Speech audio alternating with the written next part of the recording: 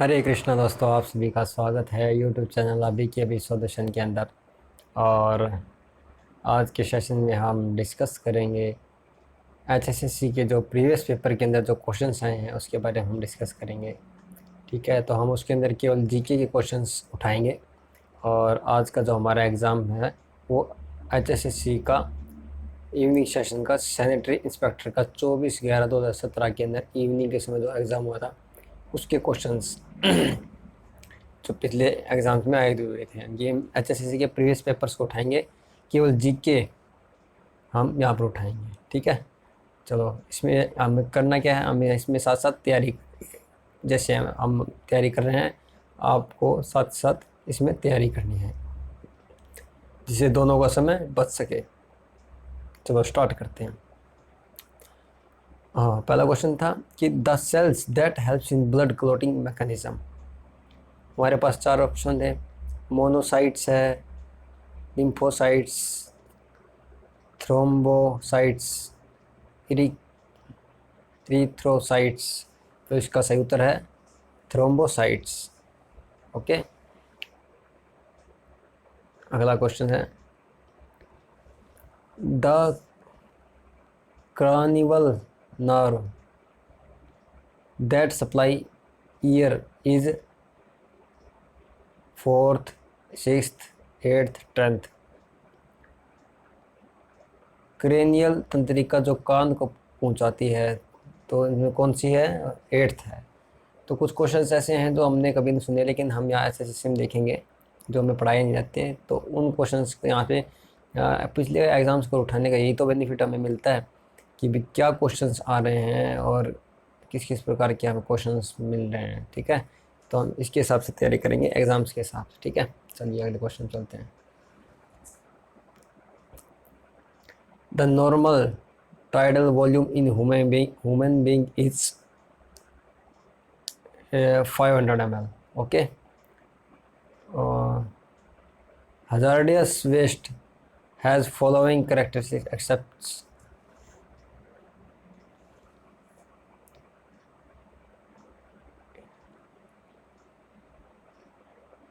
तो hazardous waste का क्या करेक्टरिस्टिक्स हैं उसके अलावा हमें बताना है। करेक्टरिस्टिक्स जो है जो नहीं है वो बताना हमें। इस क्वेश्चन के अंदर पूछा गया है कि क्या करेक्टरिस्टिक्स नहीं है। ठीक है, तो थोड़ा घुमा करके पूछा गया, एक्सेप्ट लगा दिया, जिसमें ये समझ में नहीं आएगा कि जो कर है वो लगाना है या फिर जो नहीं है वो नहीं लगाना। ठीक है, तो हजारडियस वेस्ट को जोखिम, जैसे हिंदी में अगर इसको पढ़ें, जोखिम कारक अपशिष्ट।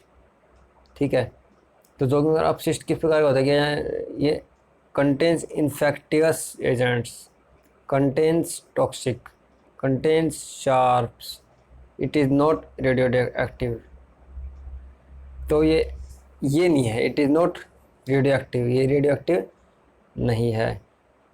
ठीक है, तो accept radioactive,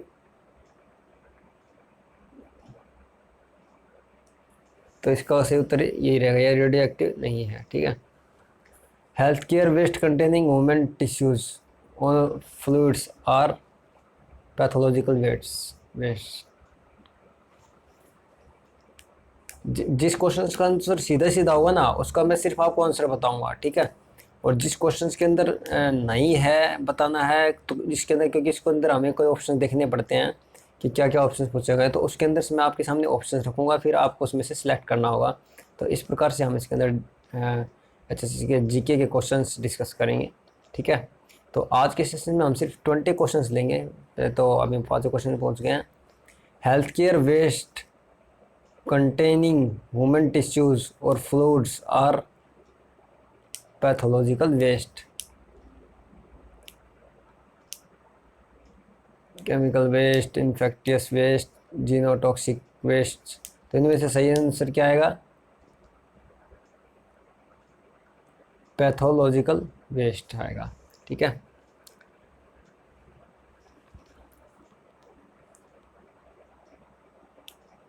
high risk can be detected by antenatal care,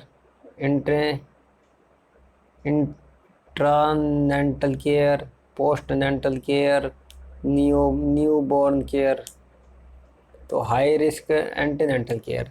तो हमें इसको, इसमें कोई लॉजिक नहीं होता जीके क्वेश्चन के अंदर, तो हमें उसे एज इट इज याद रखना पड़ेगा कि ये एक इक्विपमेंट है जिससे हम जान सकते हैं उस जोखिम, किससे जाना जा सकता है, एंटीनेंटल केयर।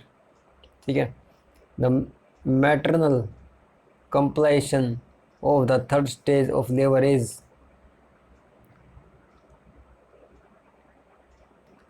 तो जो इसमें अगर इंग्लिश में क्वेश्चन समझ में नहीं आता है तो हमें थोड़ा सा हिंदी में देख लेना चाहिए ताकि हमें आंसर समझ में आ जाए। तो प्रश्न के तीसरे चरण में माता की क्या परेशानियां हैं। अब इसके अंदर हमें ऐसे क्वेश्चन के हमें ऑप्शन देखने होते हैं। इसको ऐसे क्वेश्चन के अंदर हम सीधे आंसर नहीं सिलेक्ट कर सकते। ठीक है।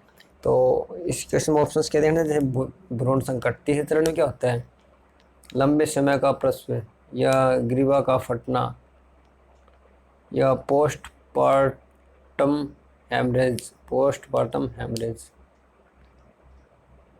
तो तीसरे चरण में, पहले चरण में क्या होता है, भ्रूण संकट रहता है। दूसरे चरण में लंबे समय का प्रसव रहता है। तीसरे का इसमें नहीं दे रखा है, तो चौथे का क्या है, जो तीसरे चरण में क्या होता है, पोस्टपार्टम हेमरेज। तो इसका ये उत्तर रहेगा। The name of the first breast milk is, तो पहले दूध का जो नाम होता है, जैसे गाय का जो आता है जिससे हम खीस बनाते हैं, तो उसको वो किससे मिलता है, उसको कोलेस्ट्रम कहते हैं। ठीक है। तो आजकल जैसे हम मार्केट में देखते हैं कोलेस्ट्रम नाम के, आप कोलेस्ट्रम लेंगे तो उसका मतलब क्या है, हम गाय के जैसे पहले जो दूध निकलता है उसका हम खींच लेते हैं, उसको कोलेस्ट्रम बोलते हैं। ठीक है। तो स्तन के पहले दूध का नाम क्या है, कोलेस्ट्रम। ठीक है। The building blocks of proteins are, अब इसके अंदर देखो इसमें सीधा आंसर होता है अमीनो एसिड से हमारे प्रोटीन के खंड बनते हैं। ठीक है। तो इसके अंदर हमें ऑप्शन देखने की जरूरत नहीं होती है, डायरेक्ट आंसर है इसका, तो amino acids. The energy supplied by 1 gram of fat is, 1 gram fat खाने से हमें 9 किलो कैलोरी एनर्जी मिलेगी। तो 1 ग्राम खाएंगे, यानी कि अगर हम फैट अगर जैसे मान लो घी खाते हैं, 50 ग्राम फैट खाएंगे तो कितना होगा, 45 कैलोरीज। ठीक है। तो अगर हमें ऊर्जा लेनी है और कैलोरीज बढ़ानी है कि ऊर्जा की क्या है, कैलोरी क्या है, उसकी यूनिट है किसकी, एनर्जी की। ठीक है। तो कैलोरीज के अंदर, क्योंकि ये जो बॉडीज के अंदर जो एनर्जी की यूनिट लगती है वो कैलोरीज के अंदर रहती है। वैसे जो हम एनर्जी की बात करते हैं तो जैसे हम वाट, किलोवाट आवर ऐसे देखते ना, वो इलेक्ट्रिकल लाइन में होता है, लेकिन बॉडी के अंदर अगर कोई एनर्जी की बात की जाए तो वो किसके अंदर होती है, कैलोरी के अंदर होती है। ठीक है। तो उसकी तुलना कैलोरी से की जाती है। तो 1 ग्राम वसा में आपूर्ति की गई ऊर्जा क्या है, कितनी होती है, 9 कैलोरी होती है। इसी का आंसर है, इसमें और ऑप्शन देखने की आवश्यकता नहीं है। ठीक है। ये डायरेक्ट आंसर है, इसको हमें एज इट इज रखना पड़ेगा। ये एक फैक्ट है, फैक्ट कोई भी चीज़ नहीं बदल सकती। ठीक है। The main source of carbohydrate is starch, इसका भी सीधा आंसर है स्टार्च। ठीक है। तो स्टार्च ऑप्शन में जैसे आ सकता है, क्या क्या चीज़ें हैं, कार्बोहाइड्रेट किस में, जैसे कोई अन्न का नाम दे दे, आलू का नाम दे दे, अनाज का कोई भी नाम दे दे, तो उसमें क्या होता है, वो कार्बोहाइड्रेट वहीं से मिलता है। ठीक है। पल्स से क्या मिलता है, प्रोटीन मिलता है। मिल्क से प्रोटीन, वसा, इससे तीनों चीज़ मिल जाती है। मेन तो प्रोटीन और वसा मिलता है। ठीक है। मिल्क से, बटर से वसा मिलता है। और इसके अंदर अगली बात आते हैं, in the communication process the person who sends the message is called. तो इसके अंदर हमें थोड़ा ऑप्शन देखना पड़ता है, क्या ऑप्शन दिए गए हैं, कम्युनिकेटर, रिसीवर, मैसेज, फीडबैक। ठीक है। तो मैसेज क्या है, एज ए ऑब्जेक्ट काम करता है। ठीक है। रिसीवर क्या है, एज ए सब्जेक्ट काम करेगा, लेकिन क्या नाम है, क्या बोलते हैं, in the communicator the person who sends the message is called. ठीक है। कम्युनिकेटर, तो यानी किसके बारे में पूछा, उस पर्सन के, किसी पर्टिकुलर पर्सन के बारे में अगर पूछा जा रहा है तो उसके अंदर ओ आर या ई आर जरूर लगा मिलता है। जैसे मान लो सप्लाई करने वाला सप्लायर। ठीक है। रिसीव करने वाला रिसीवर, खेलने वाला प्लेयर, प्ले करने वाला प्लेयर। ठीक है। कोई भी चीज़ उसके बाद ER OR ऐसा लगता, तो इसका मतलब ये लास्ट के 2 ऑप्शन तो है ही नहीं। ठीक है। अब ये क्या कह रहा है, सेंड, सेंड करने वाले को क्या कहते हैं, सेंडर हो सकता है, रिसीवर तो हो ही नहीं सकता, तो सीधा आंसर क्या होगा, कम्युनिकेटर। ठीक है।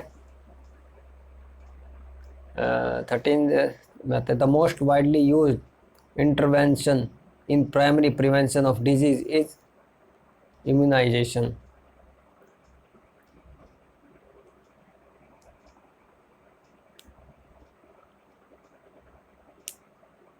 प्रिवेंशन, अच्छा, इंटरवेंशन कौन सा जो होता है प्राइमरी प्रिवेंशन के लिए, ठीक है, बीमारी की प्राथमिक रोकथाम के लिए कौन सा है, immunisation.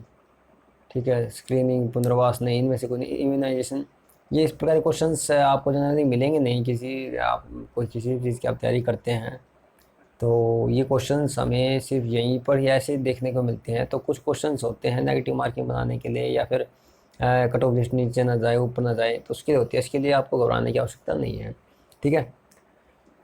N outbreak of disease in a common excess of normal expectation is called,